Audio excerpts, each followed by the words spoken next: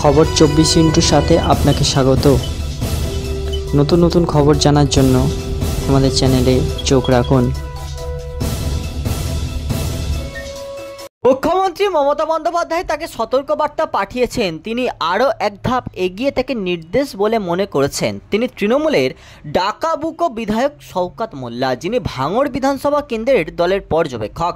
ভাঙড় বিধানসভা আসনটি অবশ্য তৃণমূলের দখলে নেই, আর গত বিধানসভা ভোটে সেটি জিতে নিয়েছেন আইএসএফের নওশাদ সিদ্দিকী। কিন্তু ভাঙড়ের শওকতের দাপট অনস্বীকার্য। প্রসঙ্গত এর আগেও প্রকাশ্যে শওকতকে হুঁশিয়ারি দিয়েছিলেন মুখ্যমন্ত্রী। 2016 সালের বিধানসভা নির্বাচনে ক্যানিং পূর্ব আসন থেকে তৃণমূল প্রতীকে জয়ী হয়ে বিধায়ক হন শওকত। তারপর দক্ষিণ 24 পরগনা জেলার প্রশাসনিক বৈঠকে মুখ্যমন্ত্রীর কাছে তার বিধানসভা কেন্দ্রের জীবনতলা একটি বাস টার্মিনাসের দাবি করেন তিনি। জবাবে মুখ্যমন্ত্রী প্রকাশ্যেই তাকে বলেছিলেন, শওকত তুই তো মারপিট করিস, বোমা বাঁধিস।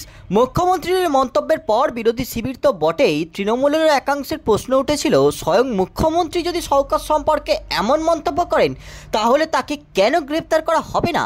যদিও বিষয়টি আর এগোয়নি, তবে ইনফোসিসের মঞ্চ থেকে যেভাবে মমতা স্বয়ং শওকতের নাম করে হুঁশিয়ারি দিয়েছেন, তাতে দক্ষিণ 24 পরগনা জেলার তৃণমূল মনে করছে শওকতকে আরও সংযমী হতে হবে। বুধবার ভাঙড়ের সংলগ্ন হাতিশালায় তথ্য প্রযুক্তি সংস্থা ইনফোসিসের নতুন ক্যাম্পাস উদ্বোধন করেছেন মুখ্যমন্ত্রী মমতা বন্দ্যোপাধ্যায়। সেই মঞ্চ থেকে সরাসরি তিনি ক্যানিং পূর্ব বিধানসভার কেন্দ্রের তৃণমূল বিধায়ক শওকতকে সতর্কবার্তা পাঠিয়েছেন।